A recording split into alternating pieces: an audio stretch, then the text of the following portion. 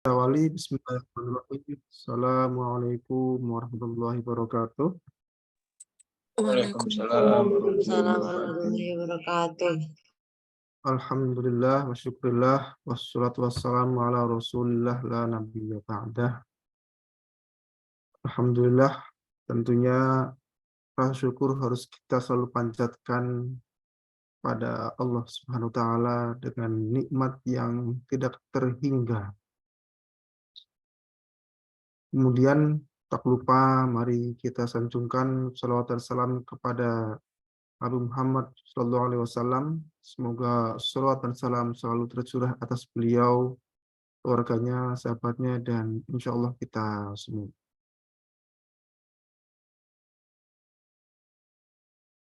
Sebelum memulai, mohon izin teman-teman dan juga Ibu Moderator Kak Intan untuk share screen ya.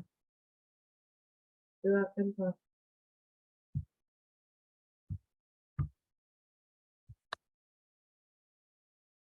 Apakah sudah terlihat Kak Intan dan teman-teman? Sudah terlihat. Sudah ya?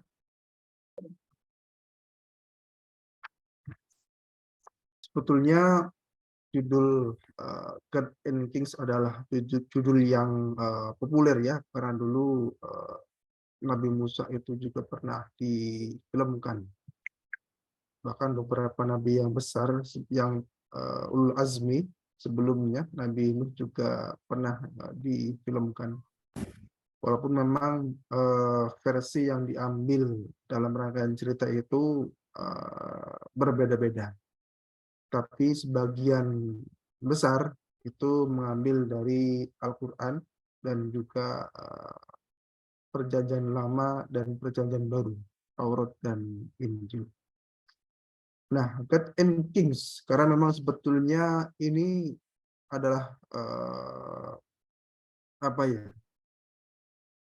bagaimana seorang raja di Mesir kala itu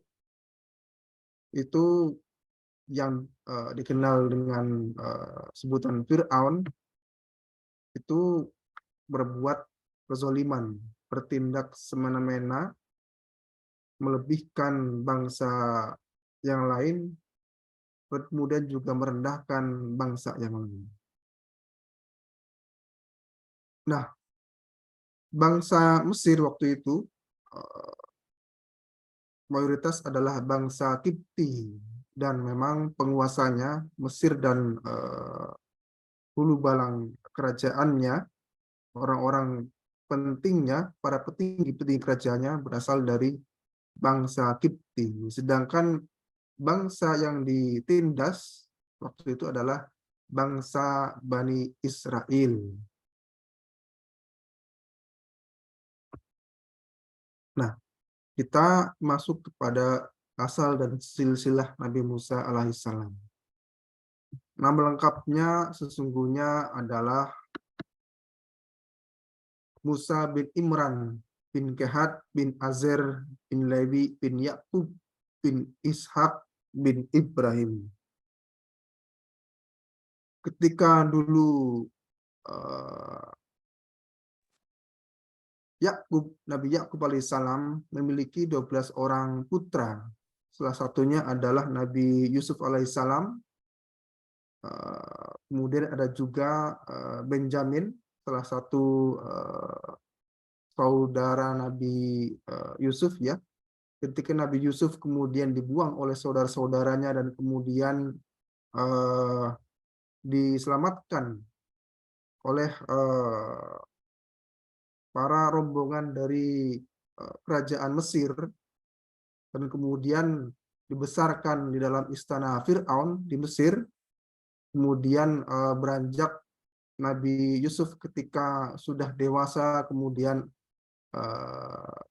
banyak peristiwa ya terkait dengan Nabi Yusuf dan juga istri Fir'aun, fitnah yang terjadi, kemudian bagaimana Yusuf dipenjara oleh Fir'aun, dan kemudian setelahnya Fir'aun ditolong oleh Nabi Yusuf alaihissalam, karena Nabi Yusuf satu-satunya manusia yang mampu menafsirkan mimpi Fir'aun tersebut, dan akhirnya Nabi Yusuf diangkat menjadi petinggi kerajaan waktu itu. Nah, itu sudah beratus-ratus tahun yang lalu. Itulah awal mula ketika Bani Israel atau anak keturunan Nabi Yakub alaihissalam pindah ke Mesir.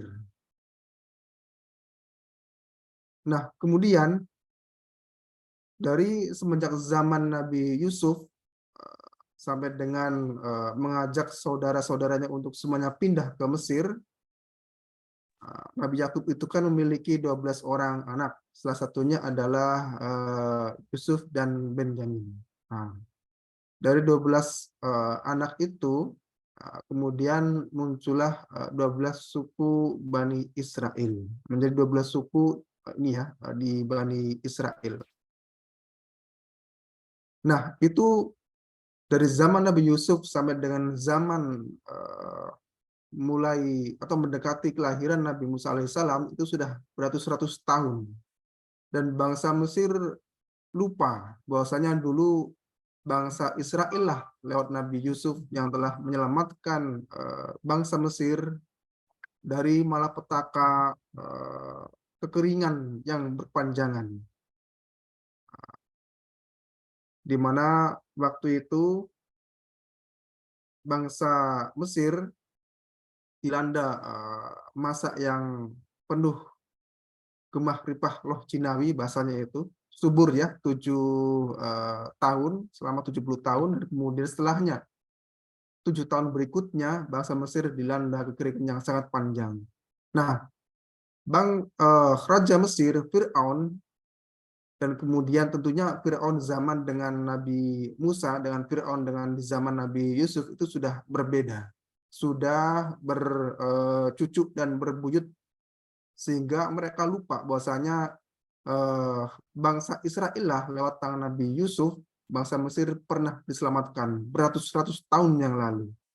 Nah, kemudian sehingga karenanya akhirnya jasa nama Nabi Yusuf dengan Bani Israelnya terlupakan. Dan mereka, Bani Israel, yang terdiri dari 12 suku tadi itu memang terkenal sangat cepat sekali mereka memiliki keturunan. Anak-anaknya banyak, dan mereka terkenal pintar-pintar, kuat dan cerdas ya, sehingga mereka mengungguli bangsa Kipti atau bangsa pribumi. Nah, jadi istilah pribumi dan pendatang itu sejak zaman dahulu sudah ada, bukan hanya sekarang saja ya. Di Indonesia ada misalnya keturunan Tionghoa atau Chinese atau keturunan Arab, Timur Tengah atau India dan seterusnya. Di zaman Nabi Musa, mendekati zaman Nabi Musa, bangsa Israel adalah bangsa yang sangat unggul, sehingga karenanya bangsa Kipti yang menjadi penguasa bangsa Mesir kala itu merasa khawatir, jangan-jangan nanti lama-kelamaan kita akan diperbudak, dikalahkan oleh bangsa Israel ini. Sementara mereka katakanlah sebagai bangsa pendatang. Nah, oleh karena itu, akhirnya bangsa Israel selanjutnya Bani Israel ya, Bani Israel selanjutnya dirampas kekayaannya, dijadikan budak-budak, yang laki-laki dijadikan budak ataupun pekerja rendahan, sampai kepada masa ada sebuah nubuat, ada kepercayaan di kalangan para pembesar Bani Israel atau di masyarakat Bani Israel. Mereka percaya kelak akan datang seorang nabi dari kalangan bangsa Bani Israel yang akan membebaskan mereka dari kezaliman dan penganiayaan yang dilakukan oleh pemimpin bangsa Mesir. Nah, sehingga akhirnya setelah itu Fir'aun dengan para pejabat kerajaannya, mereka memutuskan agar membunuh setiap anak laki-laki yang terlahir dari keluarga Bani Israel. Nah, ibu Nabi Musa ada bernama Ayareka, sebagian juga ada yang menyebutnya Ayadeh. Nah, kemudian ketika Nabi Musa dilahirkan, Allah memberikan sebuah perintah ataupun isyarat agar Nabi Musa ini dihanyutkan di sungai. Dan kemudian ibunya menyuruh saudaranya Nabi Musa atau kakak perempuannya Nabi Musa untuk mengikutinya dari kejauhan. Kemanakah peti yang dihanyutkan yang berisi bayi Nabi Musa itu hanyut dan terbawa arus. Nah, kemudian ternyata akhirnya peti yang berisikan Nabi Musa ketika masih bayi ditemukan oleh keluarga kerajaan, atau ada juga yang menyebutkan ditemukan oleh kira-kira petugas ataupun kira-kira bagian dari keluarga atau apa itu kira-kira dayang-dayangnya kerajaan Mesir, kemudian menyerahkannya kepada istri Fir'aun. Dan kemudian atas kehendak Allah Subhanahu wa taala ditumbuhkanlah kasih sayang istri Fir'aun kepada bayi Musa alaihissalam. Sehingga karenanya Fir'aun tidak bisa menyentuh ataupun menyakiti apalagi membunuh bayi kecil, bayi Musa alaihissalam. Dan ajaibnya adalah ketika bayi Musa diketemukan dan dimasukkan ke istana Fir'aun, bayi Musa waktu itu tidak ada satupun perempuan yang bisa menyusui bayi Nabi Musa. Sehingga akhirnya dibuatlah pengumuman seantero negeri. Dicari perempuan yang bisa ya menyusui bayi Nabi Musa alaihissalam. Dan ketika itu akhirnya ibunya Nabi Musa, Ayareka atau Ayadeh tadi, ikut serta mendatangi istana, ikut kira-kira apa ya, memenuhi panggilan ataupun sayembara yang dilakukan oleh kerajaan Mesir. Dan ajaibnya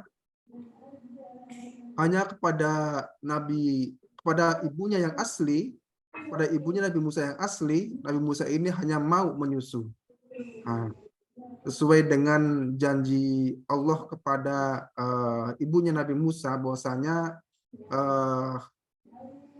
agar tidak ragu dan meneguhkan hati untuk menghanyutkan Nabi Musa ke sungai.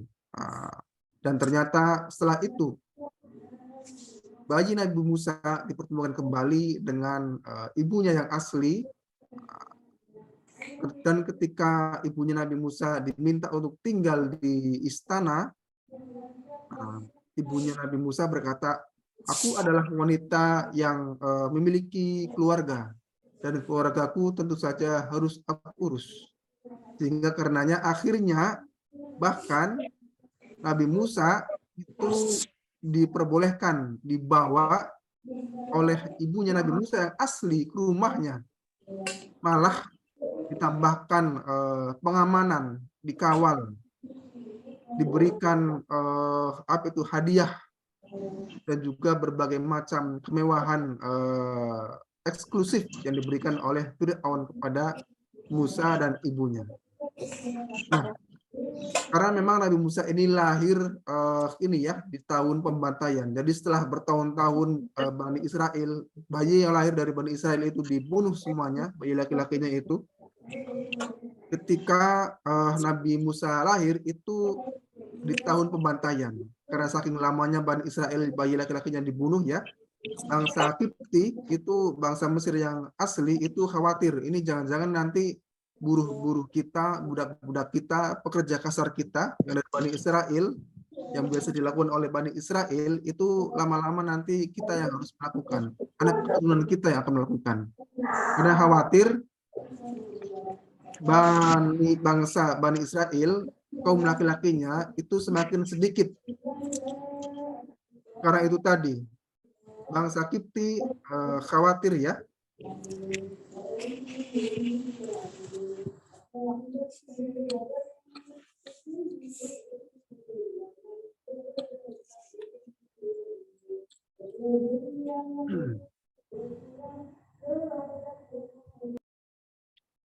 Nah,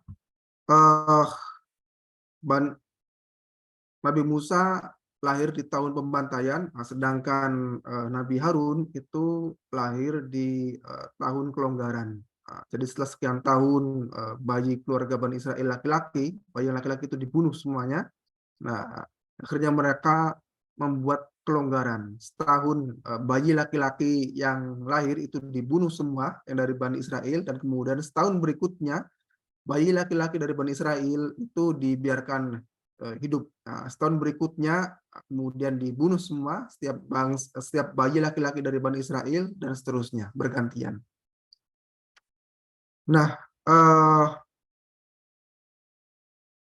kemudian akhirnya Nabi Musa bahkan dikembalikan kepada ibunya yang asli, dibesarkan di rumahnya sendiri, bahkan tidak dibesarkan di istana Fir'aun, tapi tentunya akhirnya memiliki keleluasaan. Jadi Nabi Musa ini dia keluar masuk istana raja dan juga tentunya bolak-balik ya antara rumahnya dan kemudian istana itu. Kira-kira memiliki eksklusivitas. Karena itu tadi Allah menumbuhkan kasih sayang kepada istrinya Fir'aun. Nah, di Quran surat Al-Qasas ayat 1 sampai 6 dikisahkan ya, banyak memang kisah-kisah Nabi Musa ini diceritakan di Quran surat Al-Qasas. Kemudian ada juga surat Yunus dan juga surat Al-A'raf. Nah, kita bisa lihat di ayat 1 sampai ayat ke-6. Tosin Mim. Itulah ayat-ayat kitab Al-Quran yang jelas. Kami membacakan kepadamu sebagian dari kisah Musa dan Fir'aun dengan sebenarnya untuk kaum beriman. Sesungguhnya Fir'aun telah berbuat sewenang-wenang di bumi dan menjadikan penduduknya berpecah belah. Dia menindas golongan dari mereka, Bani Israel, dan kemudian menyembelih anak laki-laki mereka dan membiarkan hidup anak perempuannya. Sesungguhnya dia Fir'aun termasuk orang-orang yang berbuat kerusakan. Nah, nama gue.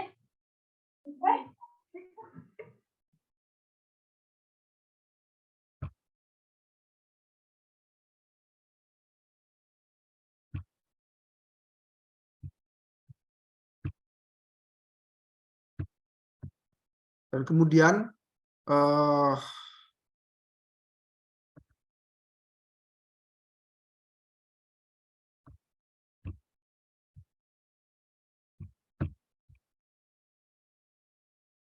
ketika Musa sudah tumbuh menjadi dewasa, ada sebuah peristiwa yang menjadikan akhirnya Nabi Musa harus pergi dari tanah Mesir.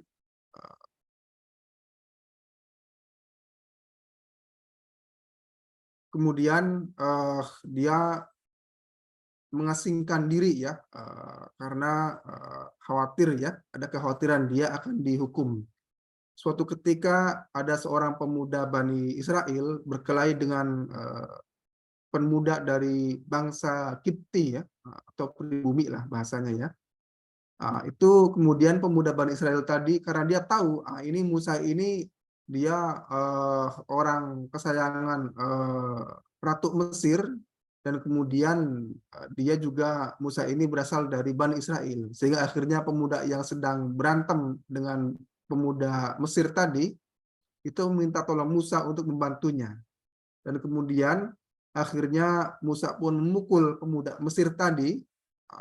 Ada sebagian riwayat yang mengatakan bahwasanya Musa itu memukulnya itu dengan menggunakan sebuah alat seperti pentungan atau kayu, sehingga pemuda Mesir tadi hanya dengan sekali pukul itu ternyata justru berdampak langsung meninggal.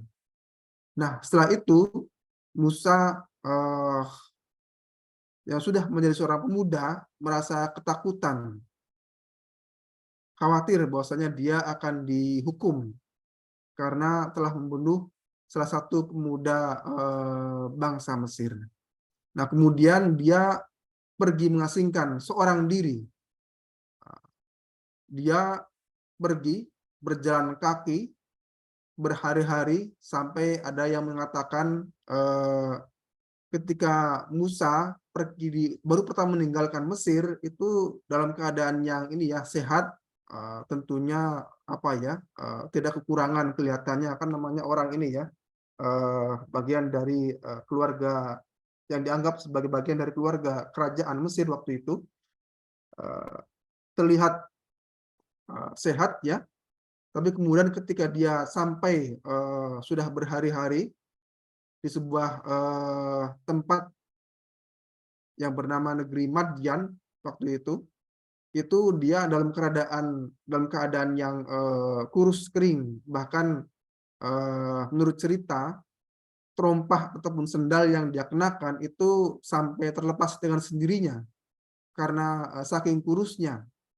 Nabi Musa berjalan seorang diri mengasingkan berjalan dari Mesir menuju Madian tadi.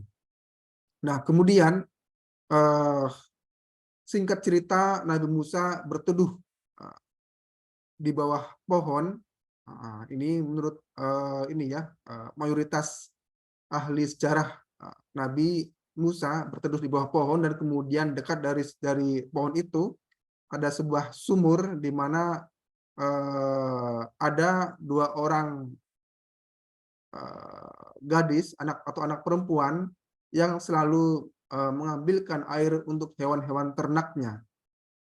Dan ternyata dua gadis tadi itu adalah anaknya Nabi Syuaib alaihissalam.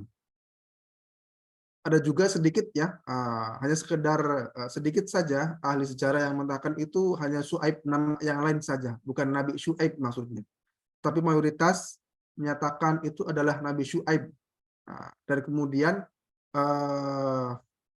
Nabi Musa alaihissalam akhirnya ini ya, karena saking seringnya ketika anak perempuan tadi mau ngasih air ke ternak atau kambing-kambingnya, Nabi Musa menolong mereka, kemudian selanjutnya mereka pulang dan seharinya lagi berikutnya terus begitu. Nabi Musa selalu menolong dua anak perempuan tadi untuk memberikan minum kepada kambing-kambingnya. Kalau bahasa anak-anak sekarang mungkin agak sedikit modus ya, ngasih bantu anak perempuan. Dan ternyata memang akhirnya anak perempuan tadi bercerita kepada ayahnya Nabi Syuaib alaihissalam bahwasanya ada seorang pemuda yang selalu menolongnya ketika mereka berdua sedang akan memberikan air minum kepada ternak-ternaknya. Dibukanya sumur itu dari batu yang menutupinya dan kemudian diambillah air itu oleh Musa alaihissalam dan diberikan kepada dua orang perempuan tadi, sehingga dengan mudahnya mereka memberikan minuman kepada hewan ternaknya. Dan akhirnya dipanggillah Musa tadi oleh Nabi Syuaib alaihissalam. Dan akhirnya singkat cerita Nabi Musa diminta untuk membantu merawat hewan ternak Nabi Syuaib tadi. Dan kemudian dinikahkanlah Nabi Musa dengan salah satu putrinya Nabi Syuaib. Nah, sampai bertahun-tahun Nabi Musa mengabdi kepada Nabi Syuaib alaihissalam. Jadi sekaligus menjadi mantu ya dari Nabi Syuaib tadi.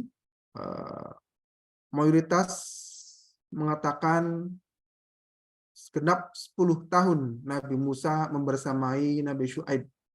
sampai dengan Nabi Musa memiliki anak ya dengan pernikahannya dengan salah satu putri dari Nabi Syuaib tadi. Ada sebagian riwayat yang menyatakan Nabi Musa itu membersamai Nabi Musa, Nabi Syuaib itu 10 tahun dan melebihkannya sebanyak 20 hari. Mungkin 20 hari itu adalah persiapannya Nabi Musa ingin pulang ke Mesir. Namanya sudah lama merantau ya, terpisah dari keluarganya jauh ya, 10 tahun lamanya. Nggak pernah ketemu lagi dengan ibunya, dengan saudara-saudarinya, dan seterusnya. Nah, Nabi Musa setelah 10 tahun pulang, memutuskan untuk pulang dan membawa anak istrinya serta untuk kembali ke Mesir.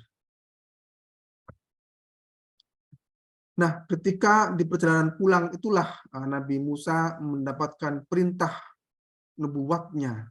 Atau kalau Nabi Muhammad itu kan mendapatkan perintah atau wahyu pertama itu di Gua Hira, sedangkan Nabi Musa mendapatkan nubuahnya itu ketika dalam perjalanan pulang dari negeri Madyan menuju ke Mesir.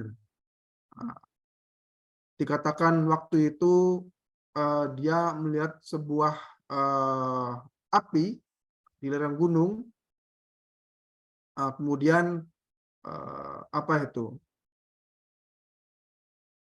Dia inginnya sih menuju api itu untuk sekedar ini ya, mengambil bagian dari api itu kemudian ingin menghangatkan badannya, baik dirinya ataupun juga anak istrinya. Nah, tetapi ternyata ada suara, "Ya Musa, sesungguhnya aku adalah Allah, Tuhan semesta alam." Dan kemudian Nabi Musa meminta pembuktian bahwasanya betul itu adalah suara dari Tuhan semesta alam tadi.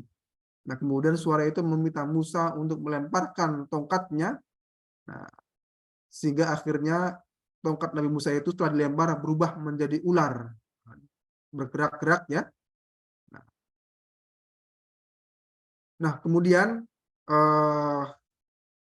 perlu diketahui teman-teman, tongkatnya Nabi Musa ini adalah tongkat yang selalu dibawa kemana-mana ya.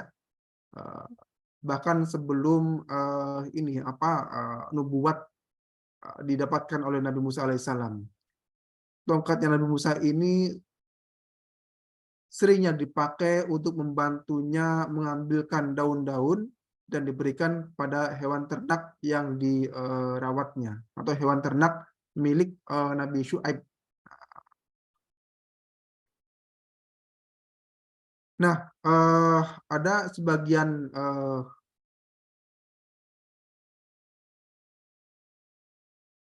cerita yang mengatakan setelah Nabi Musa mendapatkan nubuahnya, dia mengantarkan kembali anak dan istrinya, menitipkan kembali anak dan istrinya kepada Nabi Syuaib alaihissalam, dan dia berangkat ke Mesir sendirian.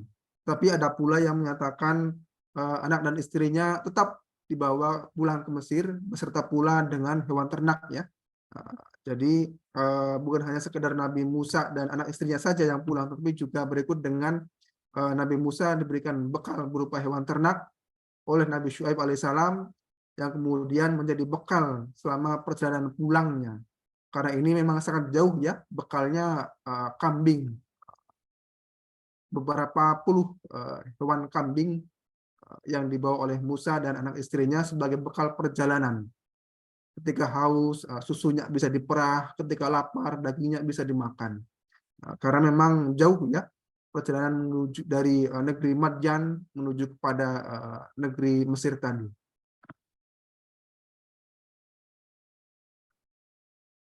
Nah, singkat cerita, Nabi Musa setelah mendapatkan perintah kenabian itu, Nabi Musa merasa kurang pede kalau sendirian menghadapi Fir'aun dan bangsa Mesir secara keseluruhan. Oleh karena itu, akhirnya Nabi Musa meminta kepada Allah agar diberikan teman atau partner atau teman seperjuangannya untuk berdakwah, untuk menyampaikan risalah keislamannya kepada bangsa Mesir dan Fir'aun. Dan kemudian Allah akhirnya mengabulkan permintaannya dan akhirnya mengangkat Harun sebagai pendamping dari Nabi Musa alaihissalam.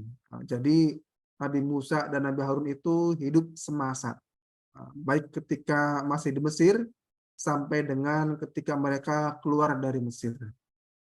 Nah, mereka Nabi Musa dan Harun diminta untuk mengajak Fir'aun agar Fir'aun dan seluruh penduduknya itu beriman kepada Allah Subhanahu wa taala. Tetapi Fir'aun dan keseluruhannya menolak ajakan Nabi Musa dan Nabi Harun tersebut. Nah, singkat cerita, Fir'aun dia merasa sombong dan jumawa karena menganggap kalau misalkan Musa ini betul-betul merasa Tuhan, kalau betul kamu adalah utusan Tuhan, utusan Allah, maka kamu harus menghadapi ahli sihir dari kerajaanku. Nah, kemudian dipertarungkanlah ahli sihir Fir'aun dengan Musa alaihissalam. Dan kemudian singkat cerita, ahli sihir dari Fir'aun tadi, ular-ular yang asalnya itu adalah tongkat ataupun tali temali dari ahli sihir Fir'aun dilemparkan berubah menjadi ular, dan kemudian terakhir berulah Nabi Musa ditantang, kalau misalkan betul kamu adalah nabi ataupun utusan Allah, kalahkanlah ular-ular yang berasal dari ahli sihir Fir'aun. Dan kemudian Nabi Musa melemparkan tongkatnya, ketika itu pula tongkatnya berubah menjadi ular, dan kemudian ular tersebut sangat besar dan memakan semua ular-ular yang berasal dari tali ataupun tongkat dari ahli sihirnya Fir'aun. Walaupun demikian, Fir'aun tetap tidak mau dan tetap menyombongkan diri bahwasanya Musa menolak ajakan Musa untuk beriman. Dan salah satunya karena malu. Jadi ditonton oleh rakyat Mesir ya, bahwasanya ahli sihir kerajaan Fir'aun dikalahkan oleh ularnya Nabi Musa. Fir'aun merasa malu dan akhirnya dia tetap menyombongkan, berusaha untuk tetap menyombongkan diri, bahkan meminta Hamam, perdana menterinya. Nama Hamam ini juga ada ya di dalam Al-Quran. Nanti boleh dicek di surat mana nama Hamam ini ada. Meminta perdana menterinya untuk membangunkan sebuah bangunan yang tinggi. Sehingga dalam suatu riwayat, sehingga karenanya Fir'aun mampu melihat Tuhannya Nabi Musa alaihissalam. Nah, sekian lamanya Nabi Musa dan Harun berdakwah atau menyampaikan kebenaran kepada Fir'aun dan bangsanya. Hanya dalam buku Ibnu Katsir hanya satu orang yang beriman dari luar kalangan ini ya, suku Bani Israel tadi. Ada yang menyatakan tiga itu salah satunya dengan istri Fir'aun tadi. Nah, kemudian satunya lagi itu salah satu yang menjadi penghubung antara keluarganya Musa dengan keluarganya Fir'aun. Nah, masih bagian dari kira-kira petugas ataupun pesuruh dari istana Fir'aun ya. Tidak lebih dari 3 orang. Nah, kemudian Fir'aun tetap menyombongkan dirinya, bahkan menantang Musa, kalau misalkan betul kamu ini membawa kebenaran, bahwasanya kamu ini adalah utusan Tuhan, dia menantang azab. Dan akhirnya tantangan Fir'aun dan bangsa Mesir pada umumnya dijawab oleh Allah dengan mendatangkan berbagai macam azab. Nah, baik topan, angin topannya, belalang, kutu, katak yang sangat banyak sekali. Bahkan dalam suatu banyak sekali peristiwa, bahkan ketika bangsa Mesir tertawa ataupun membuka matanya untuk menguap, ada katak yang melompat masuk kepada mulut-mulut mereka. Dan uniknya sebetulnya itu ketika azab bangsa Mesir diserbu belalang yang tidak terhitung jumlahnya, kemudian kutu ataupun katak, setelah itu mereka seperti menyerah dan meminta Musa agar azab tersebut diangkat. Setelah azab itu diangkat, kemudian mereka menyombongkan diri, kemudian datang pula azab-azab yang lain, belalang, kutu, katak secara bergantian. Dan bahkan air di Mesir itu berwarna merah darah. Bahkan sampai dengan air minum mereka itu berwarna merah darah. Sebagai jawaban Nabi Musa dan Allah atas kemungkaran ataupun kesombongan yang mereka lakukan, bangsa Mesir. Nah, kemudian sudah sekian puluh tahun Nabi Musa dan Harun berdakwah di bangsa Mesir, hanya tidak lebih dari 3 orang dari bangsa Mesir yang beriman atau menjadi pengikut Nabi Musa. Nah, akhirnya sudah didatangkan berbagai macam azab kepada Firaun dan bangsa Mesir, tapi mereka tetap ingkar. Akhirnya Nabi Musa diperintahkan oleh Allah untuk meninggalkan tanah Mesir. Nah, ini sesuai dengan Quran surat Asy-Syu'ara ayat 52 sampai dengan ayat 59. Dan kami wahyukan perintah kepada Musa, pergilah di malam hari dengan membawa hamba-hambaku Bani Israel, karena sesungguhnya kamu sekalian akan disusuli. Kemudian Fir'aun mengirimkan orang yang mengumpulkan orang yang mengumpulkan tentaranya ke kota-kota. Fir'aun berkata, sesungguhnya mereka Bani Israel benar-benar golongan kecil, dan sesungguhnya mereka membuat hal-hal yang menimbulkan amarah kita, dan sesungguhnya kita benar-benar golongan yang selalu berjaga-jaga. Maka kami keluarkan Fir'aun dan kaumnya dari taman-taman dan mata air, dan dari perbendaharaan dan kedudukan yang mulia. Demikianlah halnya dan kami anugerahkan semuanya itu kepada Bani Israel.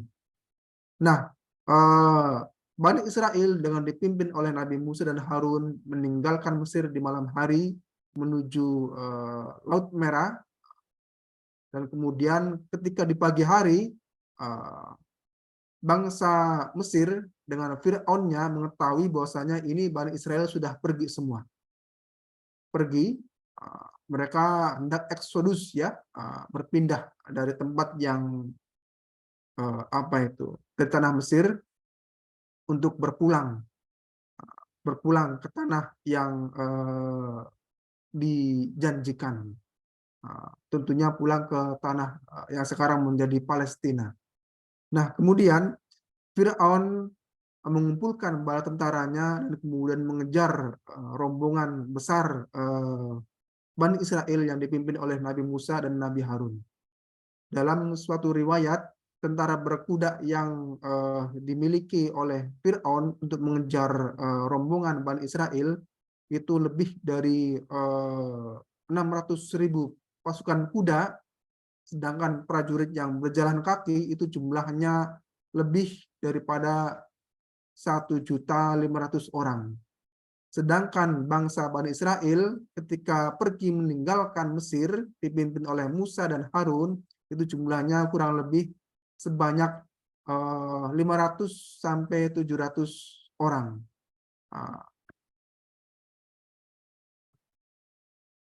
Nah, singkat cerita, sampailah Musa, Harun, dan Bani Israel di tepian Laut Merah. Mereka kebingungan dan ini ya hampir-hampir menyerah. Bahkan ada suatu cerita yang mengatakan ada orang dari kalangan Bani Israel yang mengatakan kepada Musa, kalau begini kita nggak tahu kemana lagi, kita mau menyeberang Laut Merah juga apa kita nggak punya alatnya, lebih baik kita harusnya tidak usah meninggalkan Mesir, kita berdiam saja di Mesir dan kita selamat. Tapi itulah peristiwa yang sangat penting ya dalam sejarah, mencatat ketika Nabi Musa diperintahkan oleh Allah untuk memukulkan tongkatnya ke Laut Merah tersebut, dan kemudian Laut Merah itu tiba-tiba terbelah ya, terbelah. Bahkan uniknya Laut Merah itu terbelah, tanah yang airnya itu tersibak itu kering, tidak ada lumpur sedikit pun. Sehingga apa itu, Bani Israel ketika menyeberang Laut Merah tersebut itu bersih ya, tidak terbenam kakinya di lumpur ataupun becek-becekan di ini ya, di daratan Laut Merah ya. Nah, kemudian ketika Nabi Musa dan Bani Israel sudah sampai ke tengah-tengah lautan yang terbelah tadi itu, barulah Firaun dan bala tentaranya itu menyusul. Walaupun mereka tadinya juga ragu ya, oh ini jangan-jangan ini apa ya, kita akan tenggelam. Dan memang betul, setelah Nabi Musa dan Bani Israel semuanya terentas sampai ke daratan ujung di seberangnya, ujung di seberang Mesir, kemudian Musa dan bala tentara, Fir'aun dan bala tentaranya itu dihabisi, diterjang ombak. Laut Merah yang terbelah tadi tiba-tiba menutup kembali. Nabi Musa memukulkan tongkatnya tadi ke tengah daratan yang terbelah lautnya itu, dan sontak ketika saat itu pula Laut Merah yang tadinya terbelah perlahan-lahan mulai menutup dan langsung menggulung Fir'aun dan bala tentaranya. Walaupun Fir'aun sempat mengungkapkan ingin bertaubat, tetapi Fir'aun tidak diberikan kesempatan oleh Allah untuk bertobat dan menyatakan keimanannya kepada Musa dan Allah Subhanahu wa Ta'ala.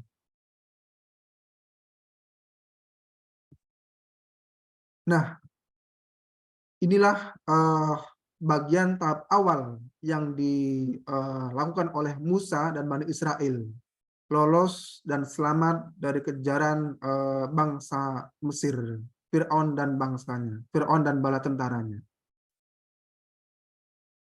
Walaupun Musa dan Bani Israel serta Harun sudah sampai di daratan seberangnya ini ya, tanah negeri Mesir ya, di seberang sebelahnya tepian Laut Merah,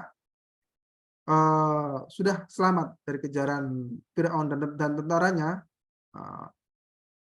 bukan berarti bahwasanya mereka sudah selesai dan aman, tidak ada perjuangan lagi yang mereka hadapi.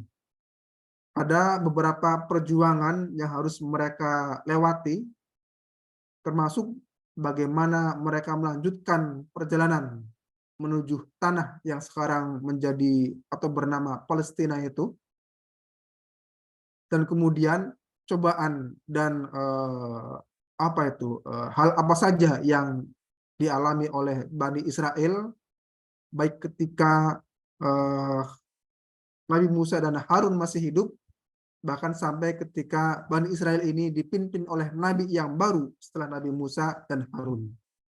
Dan uniknya, setelah peristiwa musnahnya Fir'aun dan bala tentaranya itu di Mesir, itu mayoritas, karena yang laki-lakinya itu sudah banyak kan sudah tewas ya, karena menjadi tentara Fir'aun tadi, sudah tewas di Laut Merah.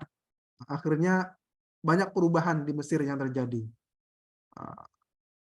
dari yang tadinya kaum laki-laki itu berkuasa ya, gagah, atau kalau dalam bahasa sekarang itu patriarki. Nah, setelah peristiwa penenggelaman mereka di Laut Merah, bangsa Mesir di mereka berubah dari yang tadinya patriarki berubah menjadi matriarki, di mana wanita-wanita dari kalangan tinggi kerajaan bahkan bisa dinikahi oleh kalangan laki-laki dari kaum yang biasa atau rakyat biasa. Cair ya, tidak lagi misalnya wanita perempuan dari kalangan ningrat atau elit kerajaan harus dinikahi oleh laki-laki yang kalangan ningrat dan elit pula.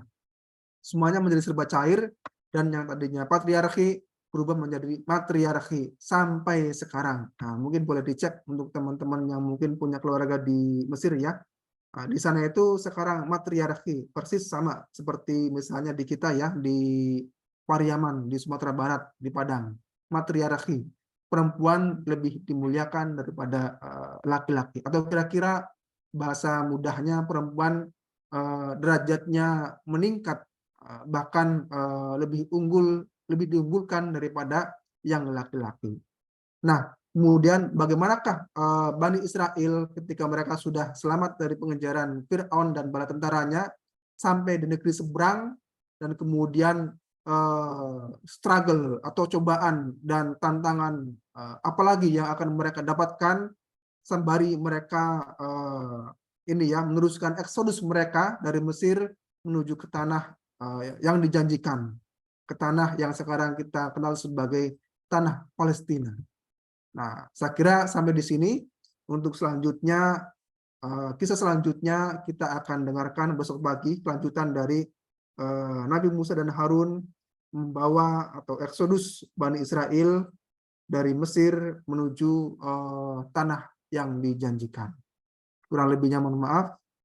Sekian, saya kembalikan kepada moderator. Terima kasih. Baik, terima kasih kepada pemateri kita yaitu Pak Azmani Ali.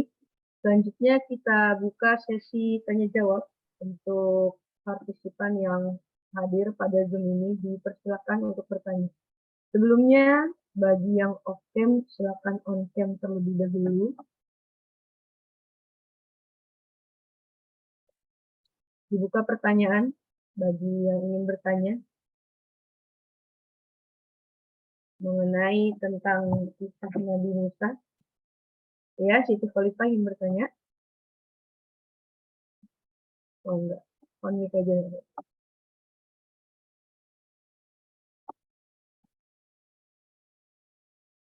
Kita buka satu atau dua orang penanya ya.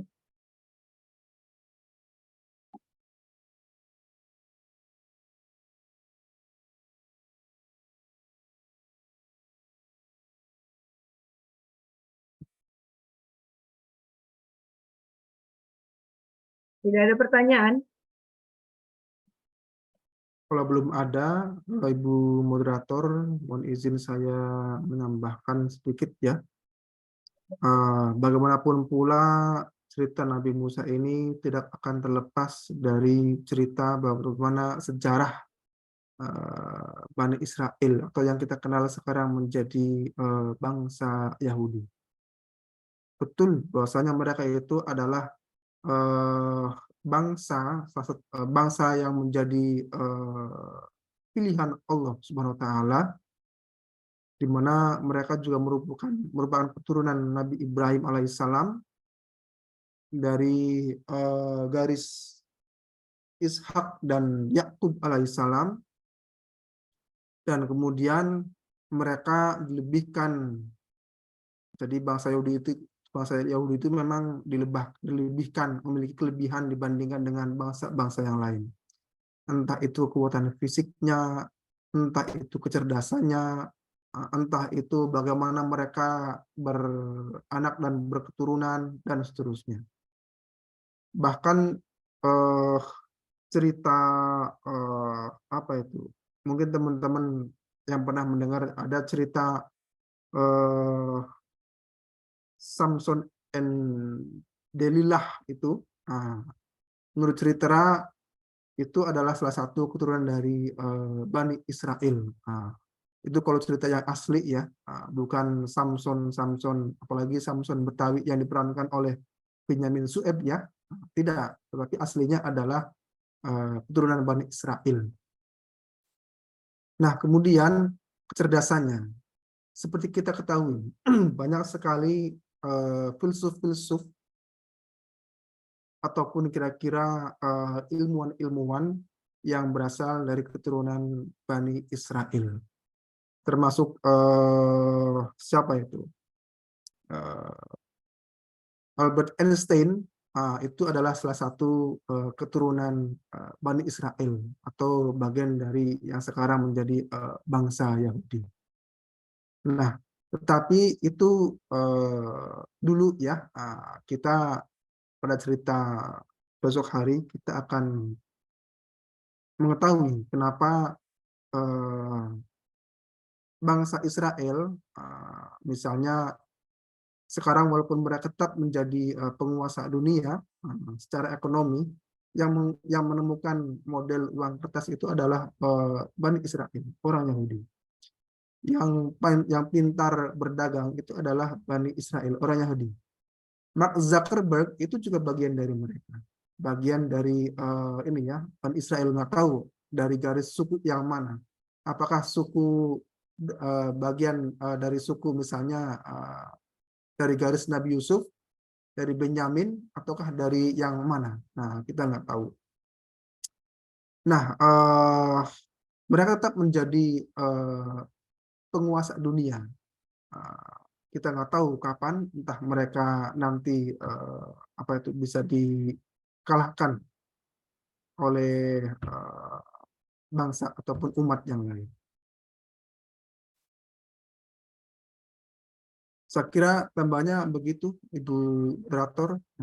Mungkin kita akan menyaksikan perjuangan ataupun hal-hal yang dialami oleh Musa, Harun, dan Bani Israel selanjutnya, sampai dengan cerita bagaimana mereka bisa kembali dan memasuki tanah Palestina. Tanah Palestina. Tanah Palestina itu adalah tanah yang dijanjikan. Tanah yang sama yang dijanjikan oleh Allah yang akan kelak diberikan kepada anak cucu Nabi Ibrahim, itulah tanah Palestina. Sehingga hari ini bangsa Yahudi itu menganggap Palestina itu adalah hak mereka. Karena itu adalah tanah yang dijanjikan oleh Allah kepada Ibrahim yang kelak akan dihuni oleh anak cucu Nabi Ibrahim, yaitu Bani Israel, yang sekarang menjadi bangsa Yahudi. Oke, saya kira itu tambahannya. Terima kasih. Kurang lebihnya mohon maaf. Assalamualaikum warahmatullahi wabarakatuh. Waalaikumsalam warahmatullahi wabarakatuh. Baik, kalau begitu kita cukupkan saja pengajian pada hari ini karena membahas tentang Nabi Musa ini adalah pengajian yang khusus ya. Ada 2 kali. Insya Allah kita bertemu membahas tentang Nabi Musa lebih lanjut dari pemaparan materi yang sudah dijelaskan tadi. Kita cukupkan. Terima kasih untuk pemateri kita pada hari ini dan seluruh partisipan yang hadir dari awal hingga akhir. Semoga seluruh penyampaian yang disampaikan oleh pemateri kita dapat diterima dan dipahami apa saja tentang kisah Nabi Musa yang melawan Bani Israel untuk pergi dari Mesir. Mungkin itu saja. Saya selaku moderator pamit undur diri. Kita cukupkan dengan mengucapkan hamdalah bersama-sama. Alhamdulillah. Alhamdulillah. Billahi fisabil haq fastabiqul khairat. Wassalamualaikum warahmatullahi wabarakatuh. Waalaikumsalam warahmatullahi Wabarakatuh. Terima kasih Ibu Moderator ya, Kak Intan dan teman-teman semua. Mohon izin live.